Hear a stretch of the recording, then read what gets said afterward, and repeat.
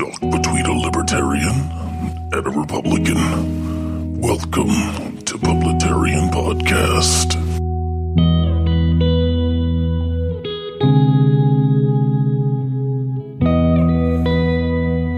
Good morning, good afternoon, and good evening. This is Ronald Johnson, Publitarian, coming at you again with another episode of Publitarian Podcast. And in my best calming NPR voice, I'm letting you know of what's coming up in our lineup today. As always, thank you for your sponsorship and your listening and your loyalty to this program. We will be sending your tote bag out in the mail. In the meantime, please enjoy Transgender Muslim African Dance Study Hour. Man, Mr. Announcer Guy, you really mellowed up right with me. Appreciate that. You really went into your role. No problem, Ronald. I do what I can.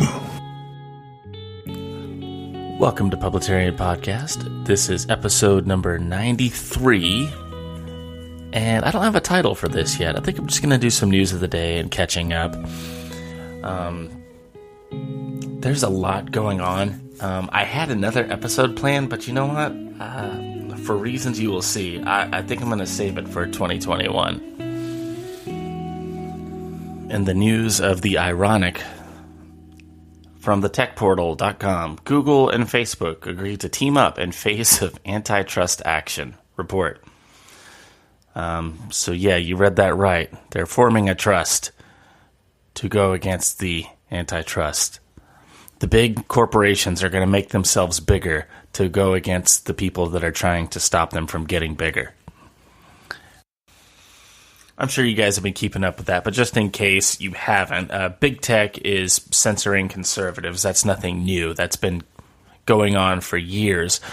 And the Senate had this big hearing where they brought in all the bigwigs like Zuckerberg of Facebook and Jack Dorsey of Twitter, yada, yada, yada, and basically wagged their fingers at them and said, you better stop it, or else we're maybe going to do something. It's just BS. It's the same stuff they've been doing for like 2 years now. They haul these suckers up on Capitol Hill and then like lambaste them and then let them go, and then nothing happens. So, yeah. Not really holding any hope for that.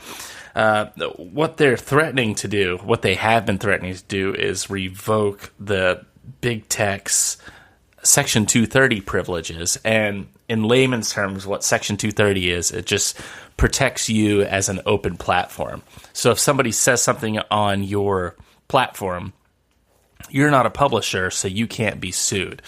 So what Congress is threatening to do is get rid of that. That way, if they do something like censor the president or, take conservatives off of their page for violating their ambiguous terms of service that nobody can ever define, then there will be some recourse. You can sue them, because what's happening is if they're selectively taking stuff down, they're acting as a publisher. So that's the argument. The catch-22 of that is if they revoke Section 230, that will apply to all social medias, even the little ones like Parler. And so that could get sticky, because these big tech monopolies, they have the money to fight this stuff in court, and the smaller little engines that could do not.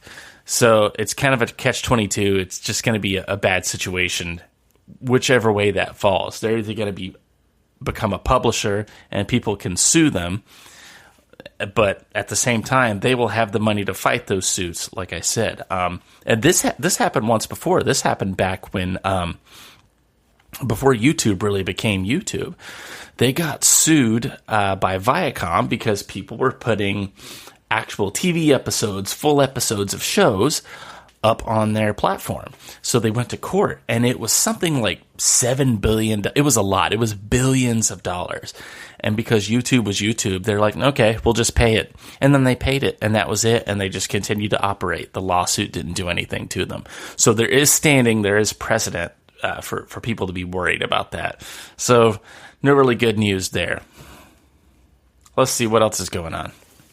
In election fraud news, according to Shannon Bream at Fox News, their attorney working on the Georgia lawsuit listing, quote, scores of people who voted there and were allegedly ineligible in some way, tells me that the Fulton County Chief Judge is refusing to even assign a judge to handle or hear the case. Legal team on the case already went to the Georgia Supreme Court to ask for emergency action. Georgia Supreme Court declined to get involved, basically saying it didn't yet have jurisdiction.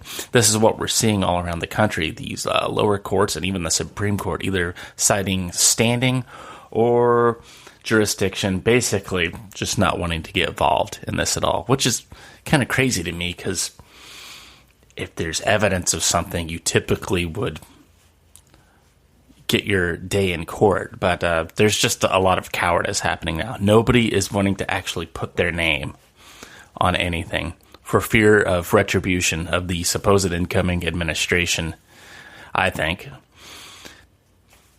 In outrage news, hey, guess what, guys? We're going to finally get another stimulus check. Yay! I know you guys have been waiting for it. You've just been sitting at home waiting for this stimulus check to show up. This is where I will part with my right-wing brethren. I don't have any problems with the government giving out a stimulus check. It's not stimulus. I wish they would call it something else. It's basically our money that they stole, and then they're redistributing it. The reason I don't have a problem with it is if the government is saying, hey, we're trying to flatten the curve or we're trying to stop a pandemic and you have to stay at home, we're going to close all your businesses and any ways that you make money, destroy the economy, then yeah, you should probably provide me with something until I figure something out. A lot of people have moved on and they've figured other things out, but so we are all getting a $600 check soon. And basically what's happened with this is this has been a lot of political theater. The left side of the aisle, like Nancy Pelosi and all the Democrats, put all of this just outright bullshit into the bill, into whatever the spending bill is they're trying to pass. They'll throw all this pork, all this idiocy, all these spending entitlements for their buddies and, you know, the big businesses and, you know, the things that they support in government. And they do this for two reasons. One, if Republicans actually say yes to it, then all of their stuff is funded. All of their pet projects are funded. If the Republicans say no to it, then the Democrats have their bludgeoning weapon to go, look, see, the Republicans don't care about you. They're not passing this so much needed COVID spending bill. They've done this 3 times this year. They come up to the plate with a spending bill. They pack a bunch, like billions and billions of dollars of BS into it.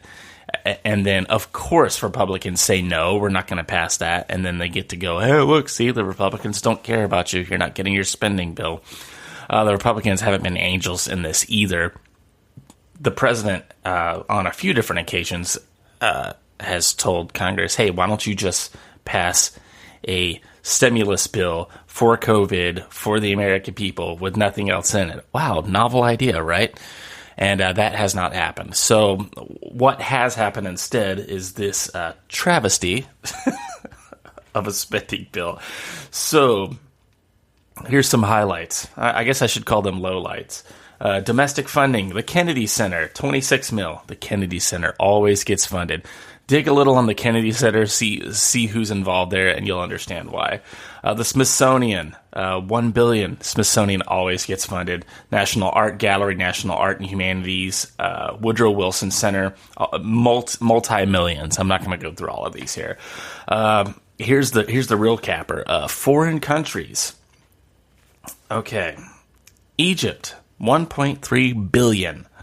Sudan, $700 million. Ukraine, $453 million. Israel, of course, $500 million. Yada, yada, yada. All these millions and millions of dollars. And so for those of you keeping score, the American people, citizens, $600. Let me tell you why I suck. It's amazing that in a country of 330 million people, we're letting basically 545 people tell us what to do. Count up your elected representatives, and that's the number you'll come up with. But anyway, I was trying to keep this episode light, and there I go again, talking about the news. That's the problem when you try and report the news, you'll end up swerving into some kind of, doom, gloom, or destruction. Yeah, things are going great. In other news, Representative Paul Gosar and Mark Meadows and a couple other, I would call, loyal Republicans, loyalists, Trump loyalists, met with the president in the Oval Office yesterday, and that's been kind of like a hush-hush meeting. So all they're saying right now is stay tuned. I'm assuming it's going to be some kind of, legal challenge or something going on. For somebody that was in the press conference yesterday, there was a lot of huffings and puffings on left-wing media about the president talking about martial law and staging a coup and all this BS, and that's exactly what it was. That was BS. Everybody's come out and said, even on the crazy right-wing side of the aisle, that's BS. That's not happening. There's no martial law, and it's election-wise, we're just going to have to let this play out and see what happens. So I have no good news or bad news to share on that. Although, I think I'm just going to cut this podcast short because, honestly, I don't feel like just sitting here and regurgitating news and giving you guys a bunch of bad tidings before the Christmas season. And it is coming up.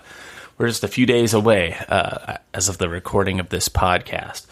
So what I will do instead is wish you guys a very Merry Christmas and a safe and happy holiday season, and I'm probably going to squeeze in another episode before the new year, but if not, I will see you guys next year. The old dad joke that everybody likes to use. Oh, the publicitarian drink of the day is water, because I'm recording this podcast in the morning, and I'm not an alcoholic. I could quit anytime I want. You're gonna end up eating a steady diet of government cheese and living in a van down by the river. And that will do it for me. If you want to reach out to me, you can. I'm publitarian@gmail.com or thepublitarian@gmail.com. I'm on Minds. I'm on Parler. I'm on Gab.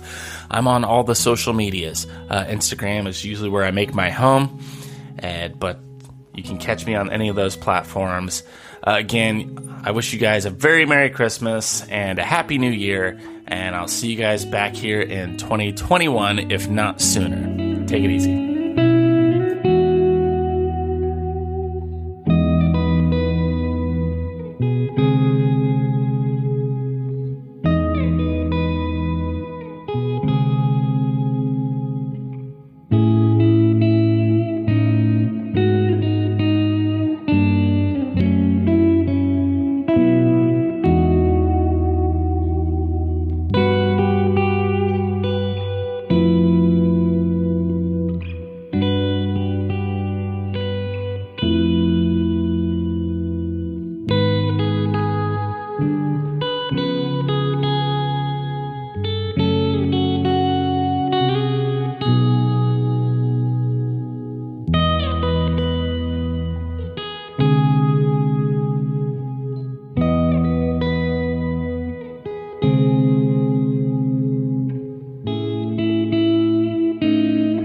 You've been listening to Publitarian Podcast. Copyright 2020.